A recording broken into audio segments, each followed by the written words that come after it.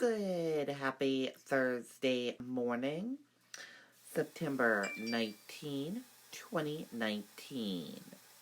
I'm Riley King, and welcome to the Riley King Newscast, right here on the Riley King Network. Let's begin. First up, man faces new charges of spying on woman in restrooms. Travis Demers charged in connection with several incidents. Let's take a listen to the video from WMUR News 9, Jess Moran.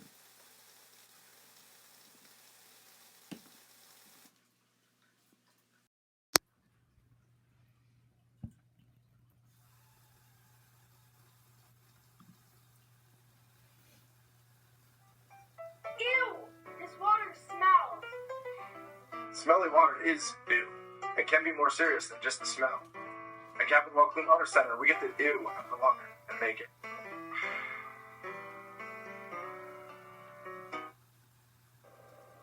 Well, the man first became known to police at the end of July when it was reported a man was in a women's bathroom for at least an hour, and then more reports followed after that. Manchester police say 21-year-old Travis Demers is out on bail after his third violation of privacy arrest in the last 3 months. Demers allegedly took pictures or video of women in public restrooms and a dressing room. It's gross. I don't know why somebody would do that. That's super creepy. That's very creepy. That absolutely terrifies me, personally. Hollis police arrested Demers after a motor vehicle stop yesterday when they learned he was wanted in Manchester for an alleged incident at the Mall of New Hampshire on August 9th. Manchester police say he is suspected of going into the women's bathroom there and either videotaping or taking pictures of women in the stalls. Nobody confronted him. This was just, women that thought it was a little odd that he might be in the bathroom. Demers was accused of a similar alleged incident at the mall on July 27th and in a dressing room at the Savers on South Maple Street in Manchester on August 2nd. Police say it's possible there are more victims. There could have been a lot of other people that may have been victimized as well, just didn't notice that he was in the bathroom, that he had a phone, that he was taking pictures. The women we spoke to say they are extra cautious in public areas. If I'm out with a group of people, I definitely use the buddy system, but I also find myself when I'm in the bathroom just kind of looking around. Definitely be aware of your surroundings and, always just be cautious. Again, Manchester police are looking to speak with anyone who was in the women's bathroom at the Mall of New Hampshire on July 27th and August 9th. Demers is due in Manchester Circuit Court on October 8th. In Manchester, Jessica Moran, WMUR News 9. Okay, and there you go on that video and that report.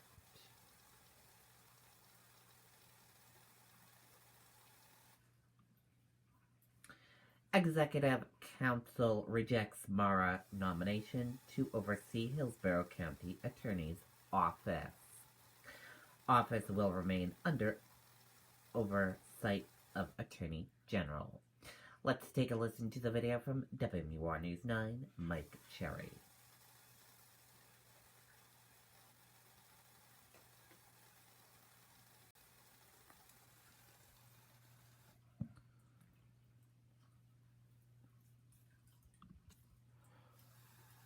Strict attention to detail. That's what sets Kubota construction equipment apart. It's how we maximize performance, increase.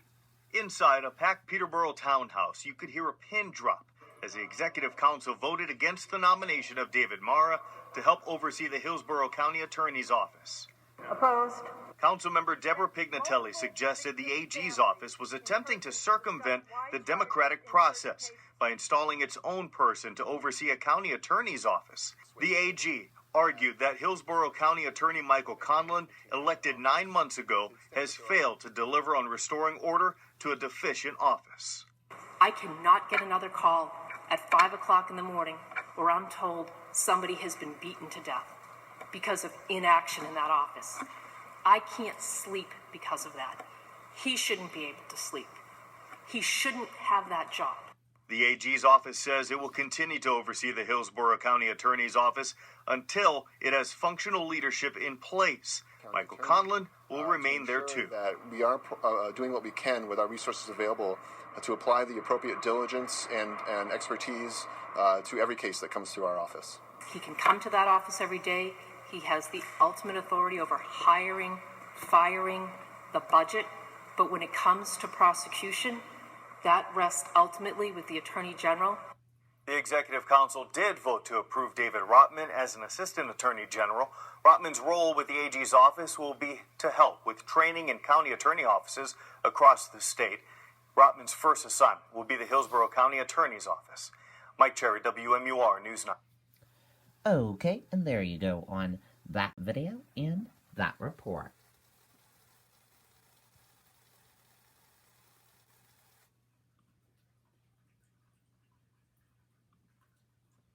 Committee to review New Hampshire overdose death hasn't met in more than a year.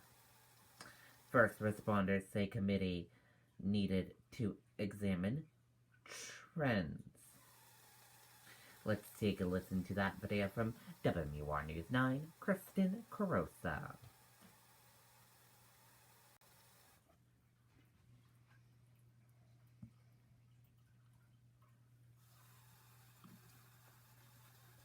Chapel Tractor has been in our family since 1955, when great-grandfather Pearlie and our grandfather George decided to sell.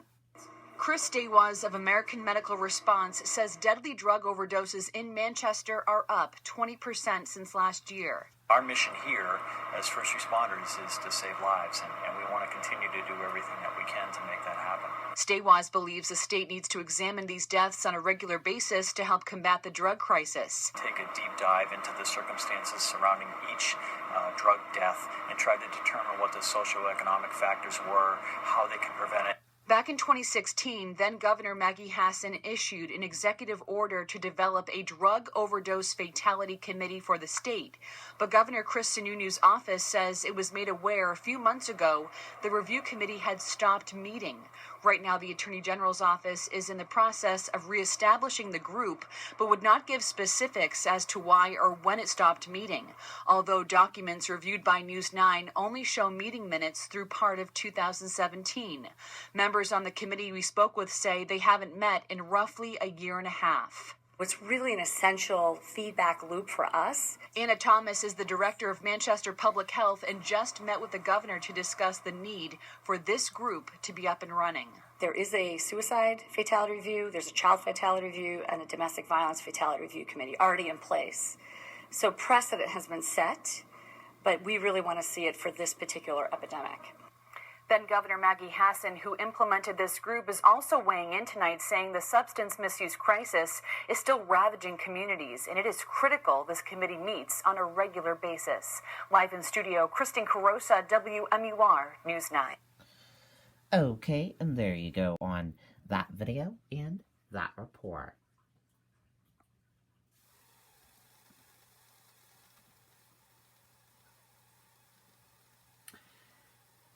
State police launch campaign to stop distracted driving. Officials say distracted driving linked to 30% of New Hampshire crashes. Let's take a listen to the video from WMUR News 9, Andy Hirschberger.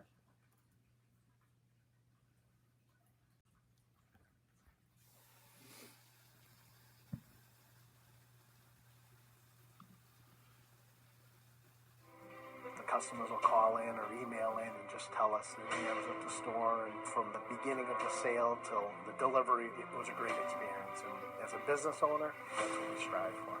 Visit us at powellstone.com.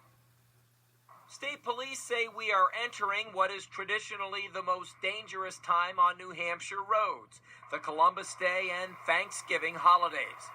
Today, several agencies and a local trucking company announced a partnership designed to keep drivers safe and understand the risks of distracted driving. If we can adopt a mindset where when you get behind the wheel of a vehicle, it's the equivalent of flying an aircraft. You're responsible for a vehicle that is a projectile that can be a deadly weapon. State police say last year there were 35,000 crashes on New Hampshire roads. 30% were related to distracted driving. Of last year's 147 fatalities on New Hampshire roads, 18% of those were attributed to handheld devices. Troopers recently rode with truckers for Ross Express to understand firsthand what they're seeing on the roads. You got people on cell phones, reading a paper, pulling in front of you, slowing down, maneuvering back and forth on the road, just not staying in their lanes, trying to make decisions on what they're doing. It's made it hard for us. Police say next week they will conduct high-visibility patrols looking for distracted drivers. Delia Considine says she sees it every day. Yeah, definitely. I mean, you can see it going down the highway. You can look to your right and see someone looking down, not even watching the road. So definitely concerning. I travel a lot for work, so it's something that I definitely see at stoplights. You can kind of see people's heads going down and up. The penalty for distracted driving is a $124 fine, but officials wanted to stress today that the consequences can be far greater than just that fine. Reporting live, I'm Andy Hirschberger, WMUR News 9. Okay, and there you go on that video and that report.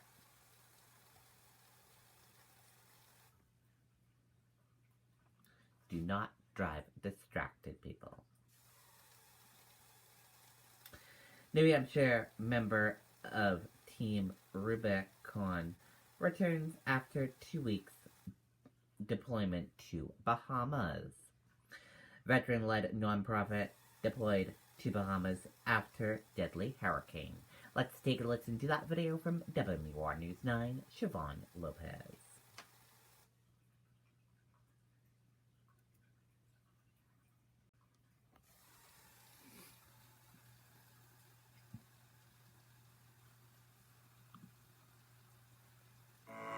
Nature isn't the only force that can leave its mark, especially when you have a tractor built to help make your property your own.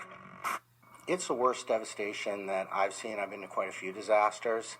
The destruction left behind in the Bahamas by Hurricane Dorian is shocking, even to members of Team Rubicon, a veteran-led nonprofit that responds and assists in the wake of natural disasters. Our CEO, Jake Wood, came out and he felt it was the most destruction he'd seen since probably the EF5 tornado in Moore, Oklahoma. Rick Treese of Berlin arrived back in New Hampshire this afternoon after a nearly 2-week deployment to the hard-hit Abaco Islands. Within probably 20 minutes, we had 2 medical teams, a doctor, nurse, and paramedic, on U.S. Customs and Border Protection Blackhawks flying to isolated communities. Treese is an international wash specialist dealing with water, sanitation, and hygiene. It was his duty to provide the medical team with safe drinking water and maintain a safe, secure, and sanitary forward operating base. He says their work in the Bahamas is far from over. Every building is pretty much destroyed to a high degree or completely gone. And the storm surge put debris, boats, everything just tossed about everywhere. Okay, and there you go on that video and that report.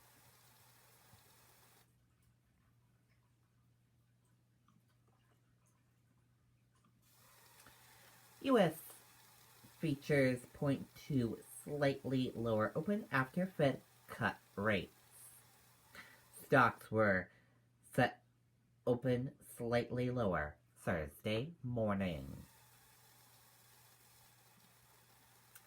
Judge accuses aircraft mechanic of being sympathetic to terrorists. Let's take a listen to the video from ABC News.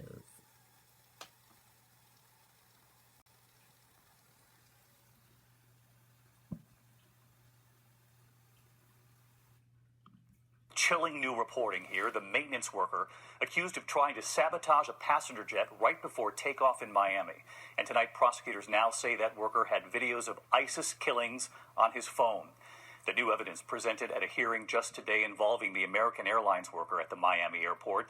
The man reportedly said he disabled a sensor on the plane because he wanted more overtime, that it was a labor dispute. But now prosecutors on those ISIS videos and some evidence, they say, indicating his brother might have worked with ISIS. Here's ABC's Chief Justice correspondent Pierre Thomas leading us off. Tonight, that American Airlines mechanic accused of sabotaging a passenger jet held without bond after a judge told him you may be sympathetic to terrorists. 60-year-old Abdul Majid Lalani, a longtime employee, was arrested at Miami International Airport 2 weeks ago, accused of disabling a critical part of the navigation system of a 737 jet carrying 150 people. His alleged sabotage caught just in time, and the plane never took off. Authorities say Alani quickly confessed, but insisted he wasn't trying to hurt anyone. He claimed he was just trying to get overtime pay by creating a maintenance problem. But the FBI clearly did not buy it. They searched his phone and say they discovered ISIS videos depicting graphic murders. And they say an American Airlines employee told them Alani's brother was in ISIS and the mechanic had visited him in Iraq. Even the accusation that somebody that the flying public trusts, they put their family on airplanes, the accusation that he may have done something to put the airplane in jeopardy breaks that bond of trust with the flying public. Authorities say Alani had also received an article about airplane crashes involving the very sensor he had sought to disable, and he allegedly shared a message asking Allah to take action against the kafirs, or non-believers. So let's get right to Pierre Thomas live in Washington. And Pierre, this man had worked in the airline industry for decades, but tonight he could soon be facing terrorism charges? David, his attorneys emphasized that Alani had no intention of bringing down the plane, but the FBI is clearly investigating whether Alani was actually supporting ISIS. Regardless, he faces up to 20 years in prison if convicted of tampering with that plane. David? Pierre Thomas leading us off tonight. Pierre, thank you. Okay, and there you go on that video and that report. And that does it for this morning edition of the Riley King Newscast right here on the Riley King Network. I hope you all have a great rest of your day, and I'll see you back here later on today. And I'll have a news report coming up in a little bit. Goodbye.